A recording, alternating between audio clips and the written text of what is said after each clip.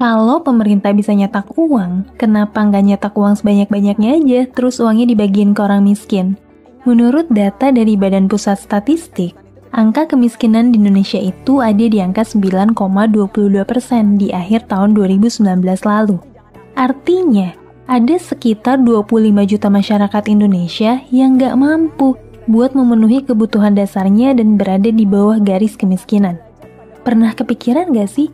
Kenapa ya pemerintah tuh nggak nyetak uang yang banyak aja, terus uangnya dibagi-bagiin ke masyarakat yang kurang mampu, supaya seluruh masyarakat Indonesia tuh bisa hidup dengan layak. Apa sih akibatnya kalau Bank Indonesia nyetak uang terus dibagi-bagiin ke rakyat? Nah, kalau kamu sempat kepikiran gitu, tonton video ini sampai selesai ya, karena aku akan nyeritain apa jadinya kalau negara nyetak uang terus dibagiin ke masyarakat. Halo semua, ketemu lagi sama aku Luna, selamat datang di channel Ngomongin Uang. Sebelum menjawab rasa penasaran kamu tentang kenapa sih pemerintah nggak nyetak uang aja buat dibagiin ke masyarakat, aku mau ceritain dulu nih contoh kasus nyata yang pernah kejadian dalam sejarah. Pernah nggak sih ada pemerintah yang bagi-bagi uang ke masyarakatnya? Pernah.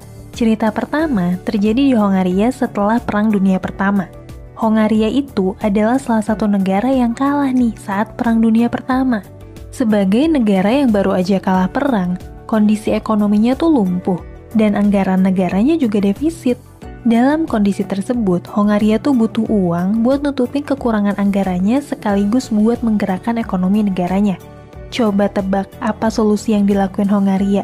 Yes, Hongaria nyetak uang yang banyak banget, dan uangnya tuh disalurin ke bank, perusahaan, juga ke masyarakat. Dulu, mata uang Hongaria itu adalah kronen. Sebelum Perang Dunia Pertama, $1 Amerika itu setara dengan 5 kronen. Terus gimana setelah Hongaria nyetak uang banyak banget? Sekitar 10 tahun kemudian, tepatnya tahun 1924, $1 Amerika itu setara dengan 70.000 kronen. Kebayang gak sih? Cuma dalam waktu 10 tahun, nilai tukar kronen terhadap dolar tuh melemah sekitar 1.400.000%. Supaya kamu lebih gampang ngebayanginnya nih, aku akan coba nganalogiin pelemahan kronen ini dengan rupiah. Kalau nilai tukar rupiah terhadap dolar di tahun 2010 adalah 9.000, maka 10 tahun kemudian di tahun 2020 ini, $1 itu setara dengan 126 juta rupiah. Gila banget kan? Dan semua itu diakibatin karena pemerintah nyetak banyak banget uang buat nutupin kekurangan anggarannya. Kebijakan itu bahkan terus diberlakuin nih setelah Perang Dunia Kedua. Setelah Perang Dunia Kedua, lagi-lagi Hongaria tuh bikin kebijakan buat nyetak uang. Kali ini, mata uang mereka tuh udah berubah jadi penggo. Uang yang dicetak itu lagi-lagi disalurin ke bank, perusahaan, bahkan dibagiin ke masyarakatnya. Saat itu tuh, pemerintah Hongaria bener-bener ngebanjirin masyarakatnya pakai uang. Tujuannya supaya ekonominya tuh bisa bangkit lagi nih setelah Perang Dunia Kedua. Apa akibatnya? Terjadilah sebuah petaka, yaitu tingkat inflasi yang tertinggi dalam sejarah. Bayangin deh, sebuah barang yang harganya 379 penggo di September 1945 naik jadi 72.000 penggo di Januari 1946. Terus naik lagi jadi 450.000 penggo di bulan Februari. Dan akhirnya jadi 1 triliun penggo di tanggal 22 Juli 1946. Kebayang gak sih? Barang yang harganya 379 penggo naik jadi 1 triliun penggo dalam waktu singkat.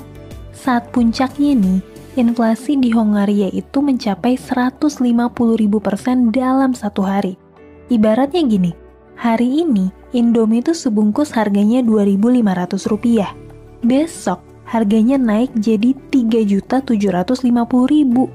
Saat itu tuh, para pekerja sampai harus nego gaji mereka setiap hari karena nilai uang yang mereka terima tuh selalu tergerus inflasi setiap harinya.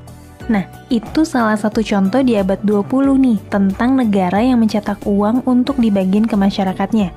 Ada juga contoh lain yang gak kalah menarik di abad 14 tentang kisah seorang raja terkaya dalam sejarah. Ada seorang raja bernama Mansa Musa dari Kekaisaran Mali di Afrika Barat tahun 1300-an. Raja Musa tuh tercatat sebagai salah satu tokoh paling kaya dalam sejarah dan punya 3 tambang emas besar. Pada tahun 1324, Raja Musa tuh pergi naik haji nih, barengan sama 70.000 rombongannya. Raja Musa bawa banyak banget harta, termasuk 20 ton emas. Sepanjang jalan, Musa tuh ngasih emas ke orang-orang miskin di kota-kota besar yang dia lewatin, seperti Kairo, Mekah, dan Madinah. Karena zaman dulu perjalanan naik haji tuh bisa berbulan-bulan, Raja Musa tuh terus bagi-bagi emas ke banyak orang sepanjang perjalanannya. Cuma dalam waktu singkat nih, ada banyak banget emas dari Afrika yang mengalir ke Timur Tengah, sampai semua orang tuh jadi pada punya emas. Karena semua orang mendadak punya banyak emas, nilai emas tuh jadi turun banget nih, sampai jadi nggak berharga lagi. Nilai tukar emas tuh turun drastis dan gak balik ke nilai tukar sebelumnya sampai sekitar 1 dekade. Harga barang-barang jadi naik, daya beli masyarakat menurun. Kacau deh kondisi ekonomi di Jazirah Timur Tengah dan sebagian Afrika pada masa itu. Nah, dari kasus Hongaria dan Raja Musa, kita bisa sama-sama belajar dari sejarah bahwa niat baik tuh belum tentu berujung pada kebaikan. Niatnya sih memang baik untuk nyetak uang dan membagikannya ke orang-orang yang kekurangan. Tapi, niat baik aja tuh nggak cukup. Tanpa pengetahuan ekonomi yang benar, mencetak uang sebanyak-banyaknya dan membagikannya ke masyarakat itu bisa membawa bencana ekonomi yang besar. Nah, setelah 2 contoh tadi, aku mau jelasin nih secara teknis. Kenapa sih mencetak uang sebanyak-banyaknya itu malah bikin ekonomi semakin kacau? Gini, ketika pemerintah nyetak banyak banget uang, terus uangnya dibagi-bagiin ke masyarakat, berarti uang yang beredar di masyarakat tuh jadi bertambah signifikan dong. Nah, ketika masyarakat punya uang, daya beli masyarakat tuh jadi naik. Dan tentunya masyarakat akan cenderung lebih konsumtif. Akhirnya, permintaan barang dan jasa tuh bakalan naik gila-gilaan.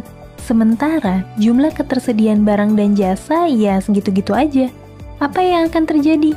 Mumpung barang dagangan lagi laku keras, semua orang mampu beli, tapi ketersediaan barangnya terbatas, ya ujung-ujungnya pedagang bakal menaikkan harga.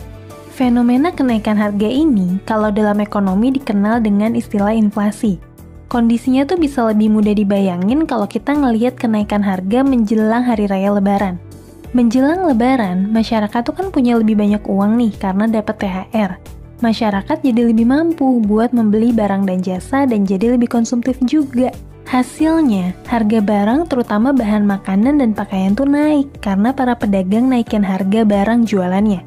Kita bisa ngelihat fenomena ini dari kenaikan tingkat inflasi setiap tahun yang selalu memuncak pada bulan puasa sampai Lebaran. Nah, hal yang sama akan terjadi juga nih kalau pemerintah nyetak banyak banget uang, terus uangnya dibagi-bagiin ke masyarakat. Coba kamu bayangin deh, THR aja tuh bisa bikin angka inflasi naik.